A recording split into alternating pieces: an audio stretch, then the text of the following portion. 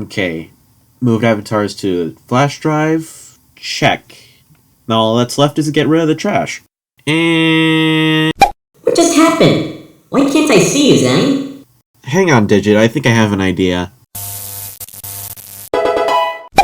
I guess that fixes whatever that was. What happened?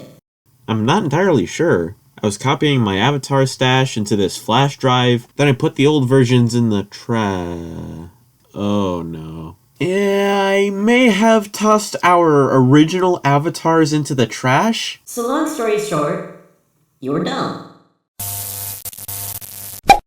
Well, I'll try and restore our avatars. And you? A commentary on Blazing Larvesta. Now let's roll!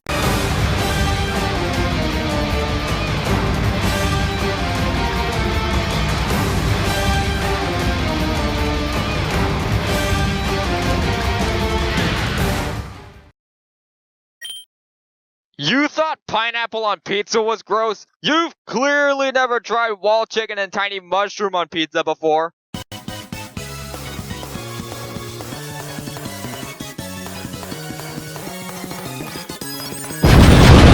Ugh, this intro feels lazily put together. Minus the 9 seconds from that pizza pun, this takes 48 seconds before you say anything again. Each media clip is more than 5 seconds long, making the action in these scenes feel sluggish. I suggest you shorten your intro as well as your media clips.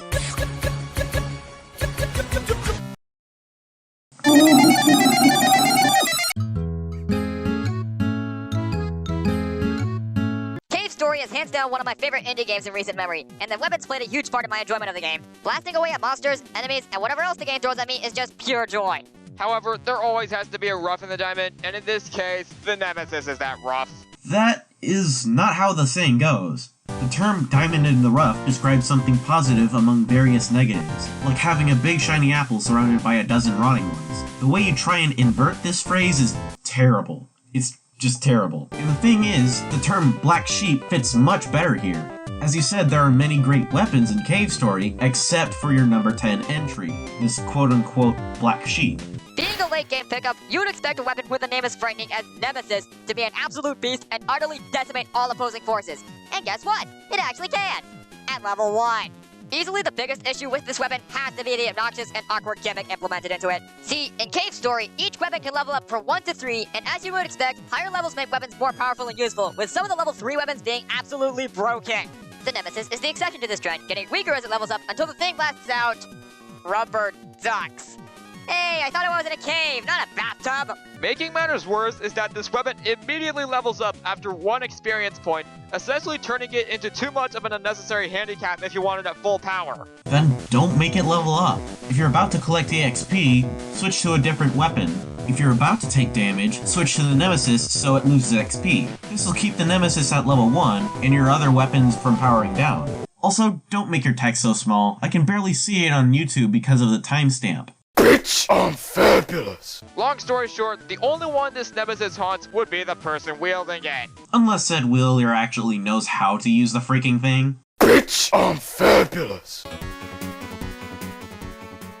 I'll be honest, I really didn't care much for Shovel Knight. While the game is by no means bad, it is nowhere near deserving of the critical acclaim the title has received since its release. The mobile gear obtained in Tinker Knight stage does not help to improve my opinion on the game in the slightest. Compared to some of the other admittedly fun and cool gadgets in the game, the mobile gear honestly comes off as rather lacking. For starters, the weapon has a rather slow wind-up time before it activates, which, while not unbearably sluggish, is still rather noticeable and annoying. Secondly, the machine is really awkward regarding platforming given how fast and jumpy the thing is. Great job with the visual context. That totally looks like the gear's fault. Mild ribbing aside, you actually show the opposite of that last statement, showing that the mobile gear jumps automatically when confronted with a pit. The place you find the gear is even more proof of this, since if you paid even the slightest bit of attention, the gaps where the gear is meant to leap across show how far the gear can jump. So even if you didn't use trial and error to get the hang of riding this relic, you should know the mobile gear's limits from the start. The weapon jumps over small obstacles to supposedly make traversing more dangerous areas safer, but it really just makes the mobile gear slippery and unwieldy to ride on. Slippery? How? You're supposed to ride on that machine, not walk on it. In fact, this makes your issue with the Mobile Gear startup null and void, since if this relic didn't need to wind up once you jumped onto it, Shovel Knight would be zooming away whether he intended to or not. Later on, you even show how good the Mobile Gear is as a weapon. So without the wind up, Shovel Knight wouldn't have enough time to get off his steampunk battery ram.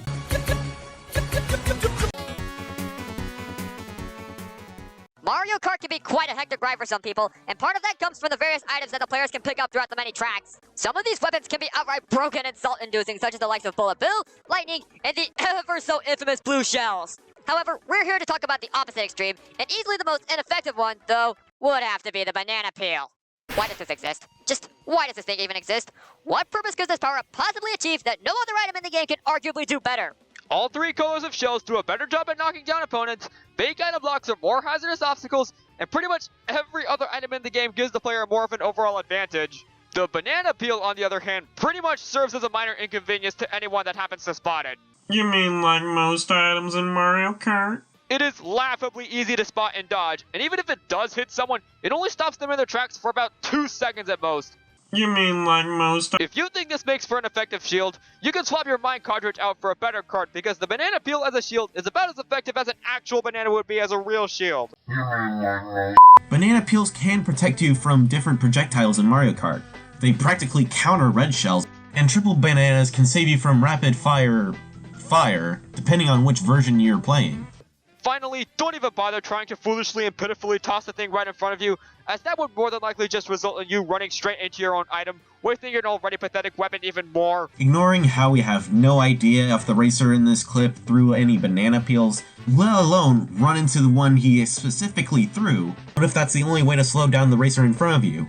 What if you know how to catapult bananas professionally? What if you aren't an idiot and stop hitting yourself? And why haven't these racers been arrested for littering?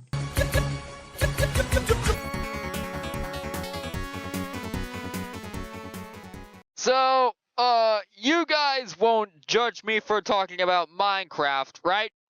Right? Okay then, in that case, let me explain why the hoe is such a pointless, ineffective, pathetic, lackluster, and overall awful weapon for this game! Wait a sec. What? Now, the hoe admittedly has a unique use in which it can be used to plant crops to make healing items, but overall, the hoe is by far the weakest of the game's default weapons.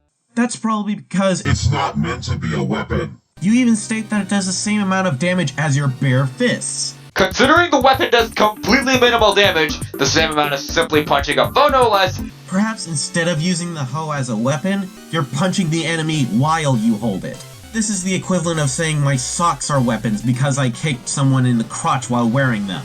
besides serving the least helpful non-combative use in the game, Least helpful? Using the hoe is the only consistent way to collect food, which aren't exactly healing items since that fills the hunger meter that prevents you from recovering health if it isn't close to being full, but I digress. Also, wheat. Not only is it the most common plant you can farm, but it can help breed a large variety of animals by feeding it to them.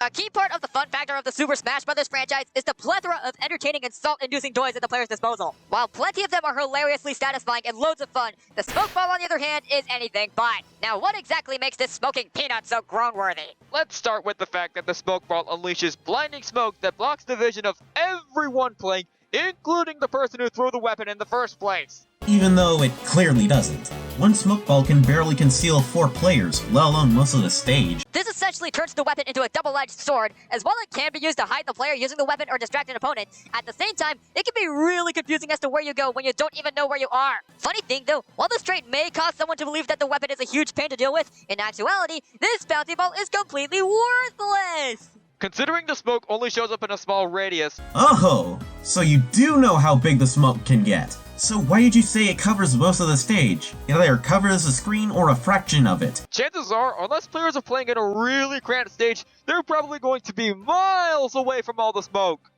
Not only that, but if another player happens to pick up the smoke ball after it goes off, that pretty much serves as an indication that they're trying desperately to hide from other players, and trying poorly. Seeing as how a moving stream of smoke pretty much serves as an indication that someone is hiding within. But what about counterattacks? Characters such as Corrin, Bayonetta, Marth, and Greninja have counterattacks as their down B special attacks, and Fighters in Smash can still use their special attacks when holding small items like the Smoke Ball. Even if those characters didn't exist, all characters in Smash can dodge attacks by pulling out their shield and moving left, right, or down, the latter making the fighter dodge without moving.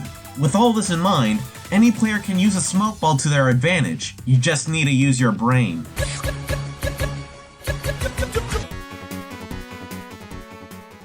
Moves in the Pokemon franchise have been the main feature of battling as far back as the franchise has been around, and over the years, the quality and variety of moves has grown quite substantially. After thoroughly analyzing these moves to my fullest extent, I can safely conclude that, oh my goodness, Teleport is one of the worst things to plague the franchise to date! You chose Teleport. What about moves like Splash or Bestow? Those do even less than Teleport. This mess of a weapon is an absolute pain no matter who decides to bear this obnoxious tool of the trade. It's annoying when enemies have it, it's pathetic when the player has it, and it's absolutely worthless both in and out of battle. So, where to begin with this dodgy mess of a move? How about we start with how infuriating it is to catch a wild Pokemon with this move? Considering the move is guaranteed to work when wild Pokemon use it starting with Pokemon 2, stacking a Pokemon with Teleport can be really infuriating if you don't have a means of landing a status element like Frozen or Sleep. Imagine, for instance, running into a shiny Abra after several wild encounters, ready to catch it after hunting for so long, and then, poof, it's gone in an instant and there's nothing you can do about it. That just means the wild Pokemon are using Teleport right. The fact it irritates you for how often this happens backs this up even further. Also, if you thought the move was any better in your hands, think again! For starters, the move doesn't even work in trainer battles, greatly stifling a lot of the usefulness that the move could have if it had any to begin with. But even in wild battles, the move pretty much serves as a replacement for simply fleeing from battle, which already isn't that hard to do to begin with, and even if it was, there exists not just an item, but also an ability that serves the exact same purpose that Teleport does, on top of allowing an extra slot for a much more powerful and useful move. Alright, let's go down the list. Can't use it in trainer battles. That would be a valid concern if you were able to run from trainer battles in the first place. You can run from wild Pokemon. Even then, there is a chance you can't run away. Some Pokemon even have moves or abilities that make you unable to run away in certain games. There are other ways to flee. While there are more consistent ways to escape wild Pokemon, that doesn't make Teleport less effective. Smoke Balls and the Runaway ability can have the same gripes you have with Teleport. Why should I need an ability to make a getaway when an item can do the same thing and not waste a slot for an ability? And why should I waste an item slot to run away when a move can do the same thing and let that Pokemon hold a better item? In fact, Teleport does more than be a coward. When used outside of battle, it sends you back to the last Poké Center you visited, avoiding everything between points A and B, much like Fly. But Fly doesn't work in caves or underwater, whereas Teleport does. And Z-Teleport heals all your health as opposed to Citrus Berries you'll mention later. To top it all off, you later acknowledge most of what I said, but then you dismiss it all without a second thought. Oh, I can use Rest and a Chesto Berry. You mean like wasting a slot for a move and item? Just like the Z-Teleport method? Alright, this was not good. Based on the entries alone, your definition of a power-up is stretched thin.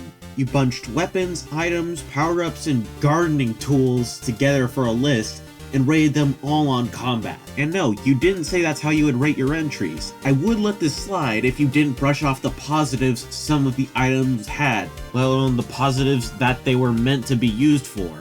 The Nemesis sucks at higher levels, but it can decimate hordes of monsters at level 1, the level it starts at, and keeping the Nemesis from leveling up is ridiculously simple. The Ho and Teleport may be useless in combat, but they are useful in passive situations. Not everything has to help in a fight. Let's play this by your rules. For example, Shantae's Batform and Half Genie Hero can fly through a large chunk of the game with ease, avoiding enemies and traps. Shovel Knight's Phase Locket and Plague Knight's Smoke Bomb make the user invincible for a period of time. The Monster Hunter series has Dash Juice, an item that stops your stamina from depleting, as well as making said gauge longer for after the juice wears off, along with Flutes and Hunting Horns, items that can heal and cure you and your allies, the latter of which being a weapon class that can be used almost infinitely, not to mention the talismans and decorations in that game, which give you permanent stat buffs when arranged properly. And don't get me started on potions! My advice is to think of how these items are meant to be used and if they do it well before tossing it aside. I've had it with this crazy, confusing Pokemon mayhem.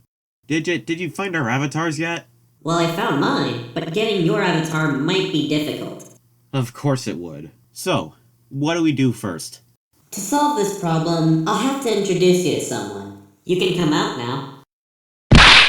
Give me a sec. I'm not very used to walking on two legs like this. What? How? Why did it...